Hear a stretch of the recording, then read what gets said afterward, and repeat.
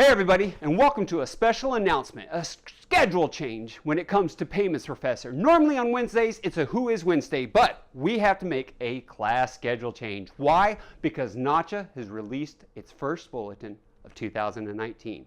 Want to find out what's in it? Stay tuned.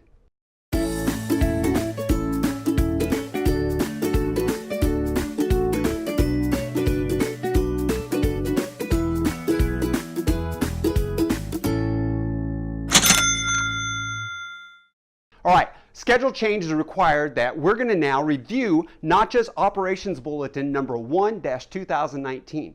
Now, occasionally, NACHA will release bulletins when there are immediate changes or changes that didn't make it into the rules book or something that needs to be addressed within the network. This, in a way, is a Who Is Wednesday because we are talking about NACHA, and one of their main functions is to protect, police, and work with the ACH network. In the releasing of this bulletin, what is this bulletin? Again, it's ACH Operations Bulletin number 1-2019, released on January 29th. I'm releasing this video the morning of January 30th.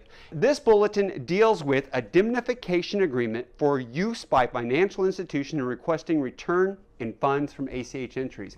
I've got it up on the board here. I'll also make a link to it down below in the comments. What exactly is this? Well, indemnification, when it comes to returns, is something that I've spoke about for years. I've spoke at it at different payments universities that have conducted over the past few years and that many of you may have attended. We've heard it discussed online in several different webinars.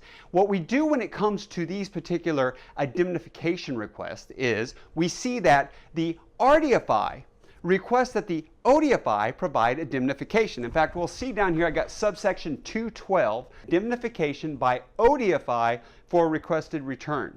That means that the ODFI will provide a form that has to be filled out because the RDFI wants to be indemnified. They're like, hey, if I go and return this, I don't want to suffer a loss. So what has NACHA done?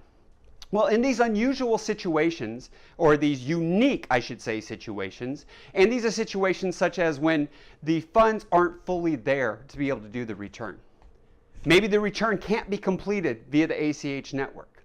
Well, NACHA has now created an agreement that goes along with this bulletin that is a sample agreement that you can use to be able to have the indemnification in place when doing these partial returns. I do have to say, though, you should always have all agreements reviewed by your legal counsel. And I am going to, again, link to the bulletin down below.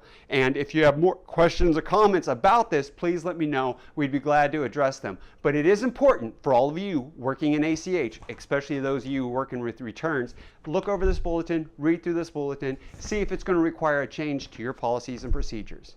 Thank you for watching The Payments Professor. In the comments below, let me know if there's anything else we can do to help educate you on electronic payments.